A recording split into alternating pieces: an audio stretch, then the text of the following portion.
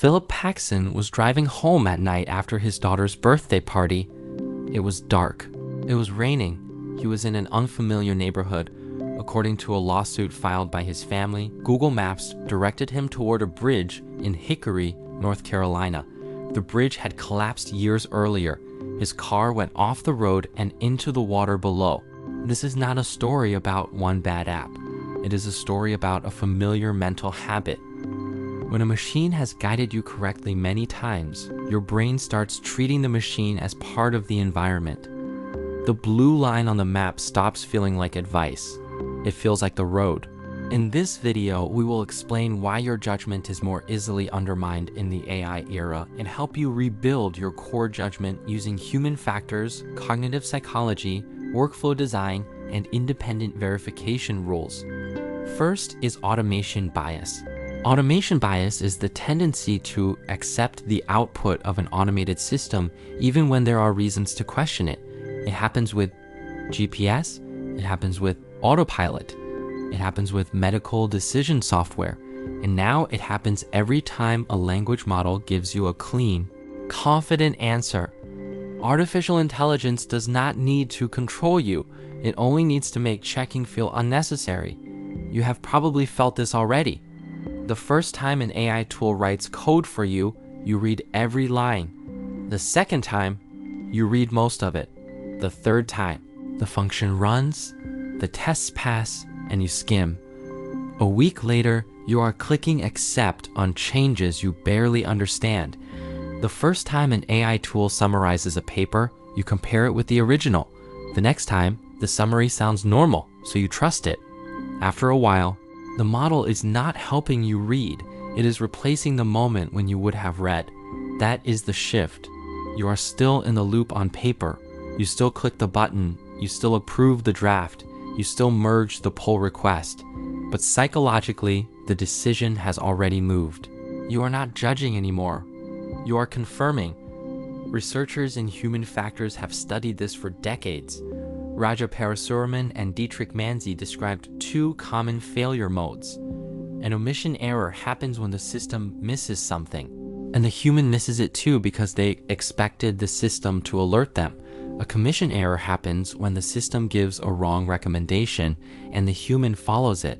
The second one feels especially relevant to AI systems. The model gives an answer. The answer is formatted.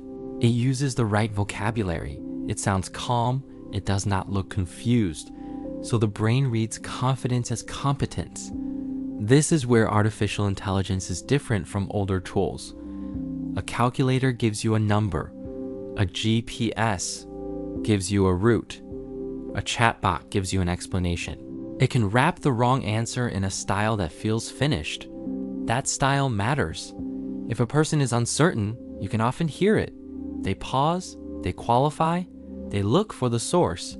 An AI system can be completely wrong without sounding uncomfortable at all. So automation bias combines with authority bias. The output does not merely appear fast. It appears official, and once you get enough useful answers, your standards quietly drop.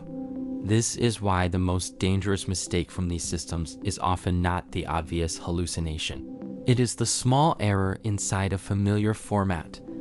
A fake citation inside a legal brief, a false detail inside a research summary, a permission bug inside code that compiles, a business plan that sounds strategic but assumes a customer behavior nobody has tested. The answer looks routine. That is why it passes. The BCG and Harvard study on consultants makes this problem sharper. Consultants using ChatGPT performed much better on tasks inside the model's capability frontier.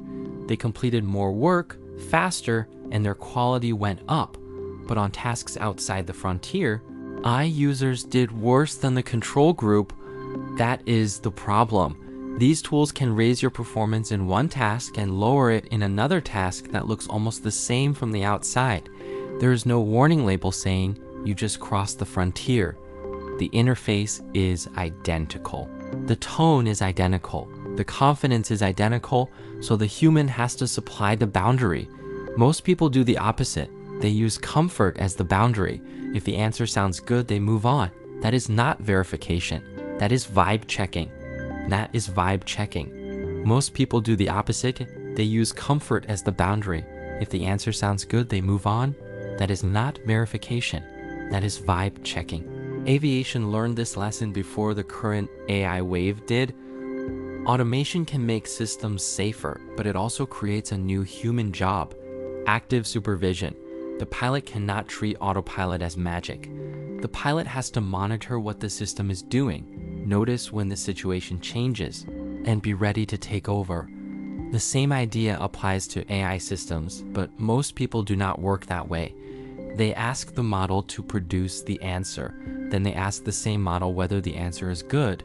Then they ask it to improve the answer. The model becomes writer, editor, critic, and judge. That is not a workflow. That is one system grading its own homework. A better model comes from Ethan Mollick's distinction between centaurs and cyborgs. In a cyborg workflow, human and machine are tightly mixed together. You write, it edits, you prompt, it responds, and the work moves back and forth. This is useful when the task is inside the frontier, but when the stakes are high or the task is uncertain, you need more of a centaur workflow. Divide the labor, let a model generate, but move the output into a separate human review step. Do not let the same fluent voice that created the answer also decide whether the answer is safe. This sounds slower because it is slower, but that is the point. You are adding friction exactly where blind trust becomes expensive. There is a second rule from engineering: only delegate deeply when you can verify quickly. If an AI tool writes boilerplate code and you have tests, logs, type checks, and enough skill to read the diff, automation makes sense. If the system gives you an architecture you cannot evaluate, it is not saving you time. It is lending you confidence you did not earn. If a model summarizes a source and you can open the source, check the quote, and compare the claim, fine. If you cannot find the source, the summary is not evidence. It is a lead. Simon Willison has argued for this kind of verification mindset in practical AI work.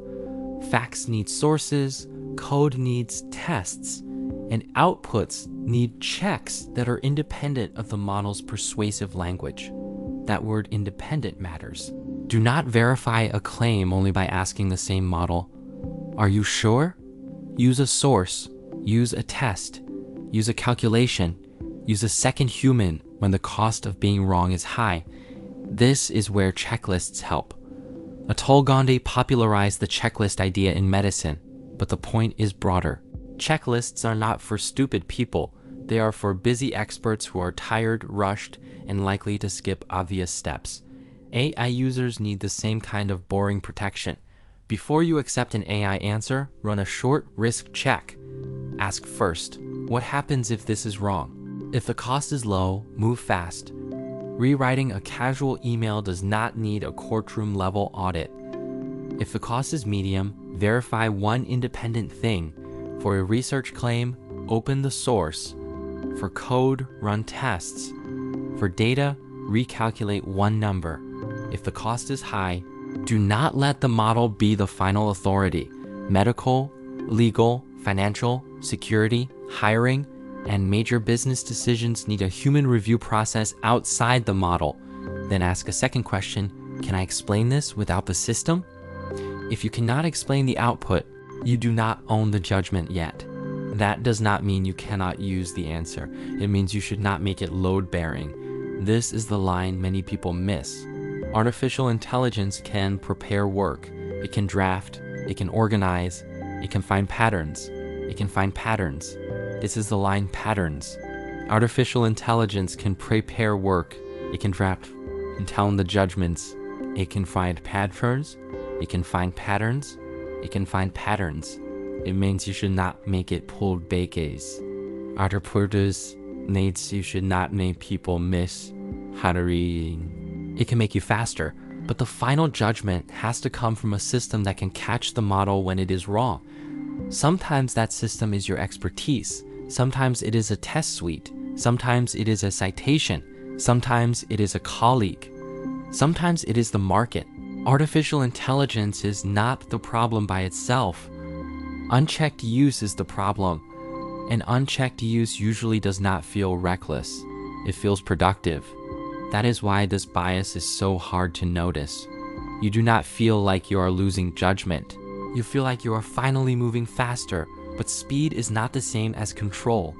The smartest AI users will not be the people who prompt the fastest. They will be the people who know when to slow the machine down. They will know when to ask for sources. They will know when to run tests. They will know when to move into a separate review step. They will know when the answer is only a draft. And they will know when to say, "This sounds good, but I still need to check." That sentence may become one of the most important habits of the AI age, because these systems will keep getting smoother. The answers will get cleaner. The interface will feel more natural. The wrong answers will look less obviously wrong. A bad model keeps you suspicious. A good model trains you to relax. A great model can make the moment of failure almost invisible. So do not measure your AI skill by how often you use it. Measure it by how well you can interrupt it. Can you challenge the output? Can you find the weak assumption? Can you verify the source?